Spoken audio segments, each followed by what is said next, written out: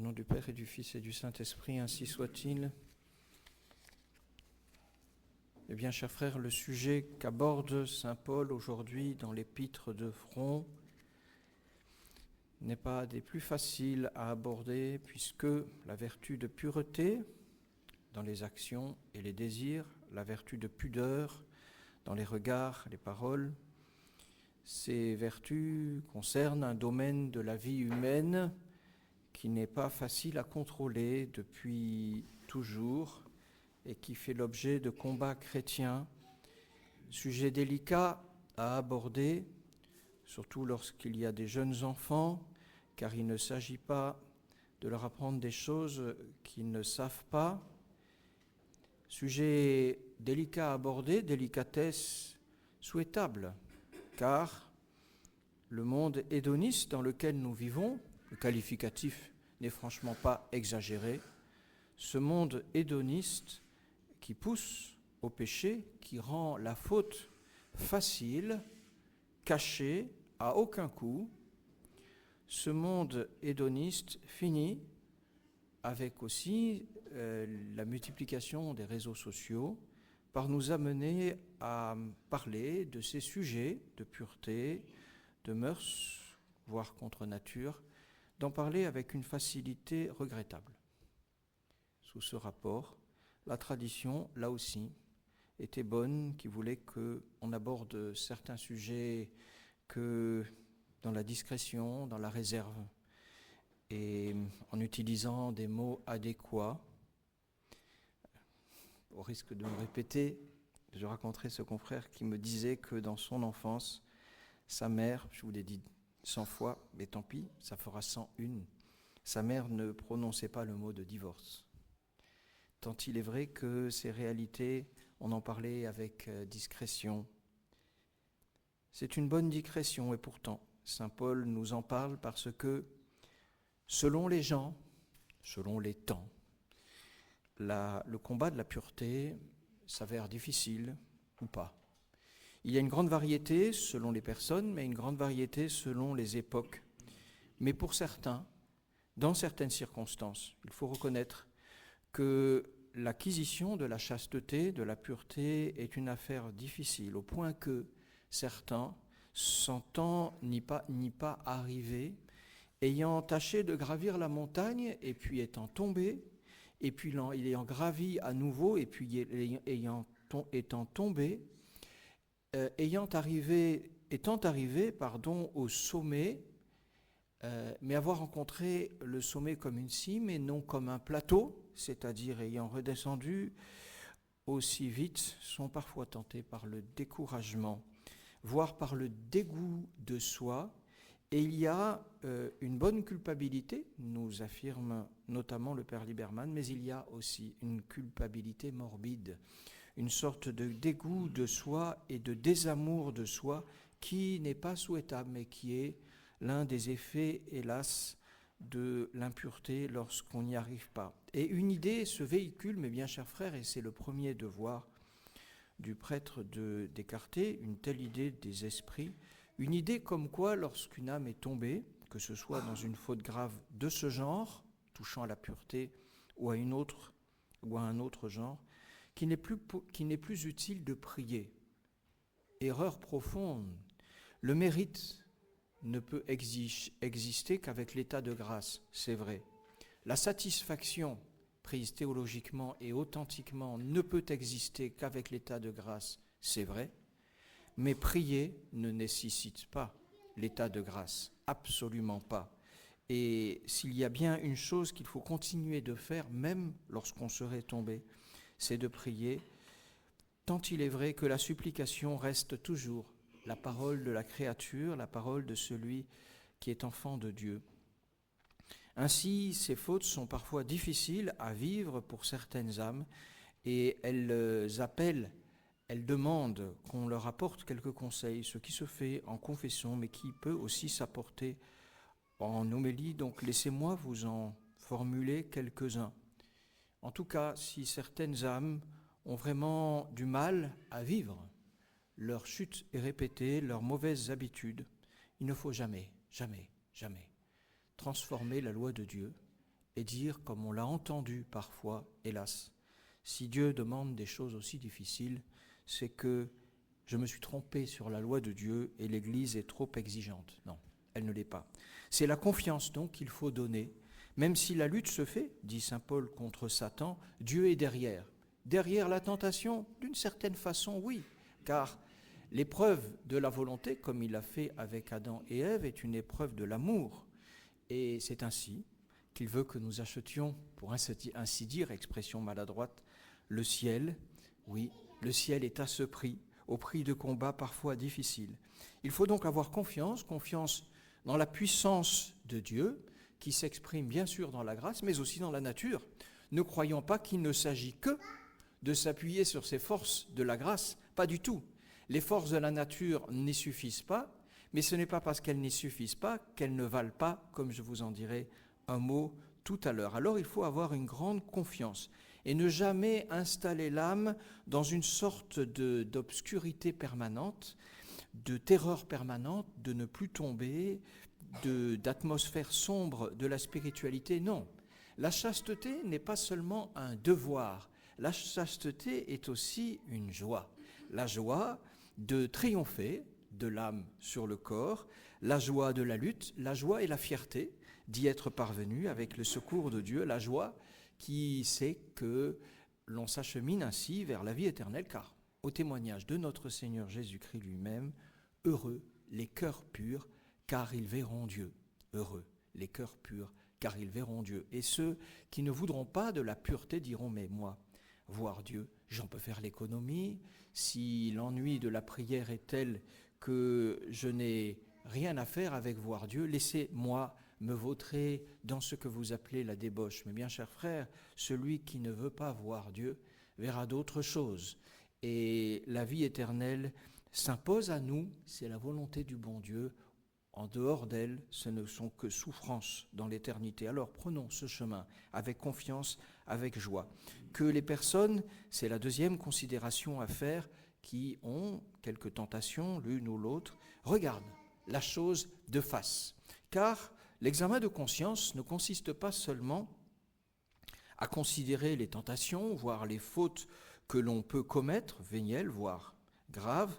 Elle ne consiste pas à seulement les regarder dans leur particularité, non, un véritable examen de conscience intelligent, mûr, rationnel, adulte, consiste à voir aussi les habitudes, les tendances, les raisons des tendances, les explications profondes des fautes. Pourquoi est-ce qu'à tel moment, une âme a une difficulté particulière avec la pureté, particulière avec la pudeur? À quoi est-ce dû? Il est bon d'aller un peu au fond de l'âme sans tomber dans un freudisme inutile et catastrophique, disons-le, mais d'approfondir les raisons. Est-ce que peut-être une frustration, une déception de la vie, une désolation spirituelle ont poussé vers la recherche de consolation illicite? Certaines solitudes, certains manques d'affection en prennent parfois l'attrait de consolation terrestre. Et c'est la raison pour laquelle, mes bien chers frères, les appels du même saint Paul à être purs se conjuguent avec des appels à nous aimer les uns les autres. Car une âme qui montre aux autres l'affection, qui montre aux autres la charité, eh bien évite à celle-ci peut-être des tentations pour rechercher des consolations là où elle ne devrait pas en chercher. Donc, après la confiance en Dieu, il faut savoir regarder les fautes et gérer cela comme on gère une affaire, comme on gère sa vie, comme on gère une carrière, comme on gère l'amitié, comme on gère les biens terrestres. On doit réfléchir à sa vie spirituelle, aux difficultés qu'elle porte et puis engager les décisions nécessaires. Après cela, mes bien chers frères, quel est le grand moyen? Le grand moyen de combattre l'impureté, eh bien là, le prêtre n'a pas le droit de tomber dans une quelconque originalité. Il lui faut se conformer à son grand maître qui nous a dit « Veillez et priez pour ne pas entrer en tentation et ne pas y succomber lorsqu'elle y est et qu'on y est entré malgré nous, oui. » La prière, souverain moyen dans lequel l'enfant se met aux pieds du Seigneur avec humilité, avec confiance, avec foi, croyant dans sa miséricorde et dans son amour, et il ouvre les mains afin que le Seigneur l'aide. L'oraison, cette oraison que vous avez pratiquée dans les retraites spirituelles, cette prière silencieuse, et que certains fidèles pratique tous les jours, jusqu'à 10 minutes, 15, 20 minutes, une demi-heure parfois, et même davantage. On voit des âmes généreuses, qu'elles sachent, celles qui ont des difficultés avec la pureté, que l'oraison quotidienne est un moyen quasi infaillible d'arriver à triompher des tentations impures. Il est à peine imaginable qu'une âme qui fait oraison tous les jours ne finisse pas par triompher du corps dans ce qui l'a désordonné par l'esprit. On dira bien sûr du bien du chapelet, mais finalement, c'est la vie de prière. La prière non seulement dans la tentation, elle ne doit pas quitter l'âme, mais la prière hors tentation habituelle, c'est la prière qui constitue l'atmosphère la plus propice à éviter les occasions, car on vit ainsi dans la grâce du Seigneur. Cette prière, cette supplication qui doit devenir une habitude, mais bien chers frères, nous demandons souvent des choses au Seigneur dans notre supplication. Mais avons-nous demandé simplement d'être des hommes et des femmes de prière? Interrogez-vous vous-même peut-être.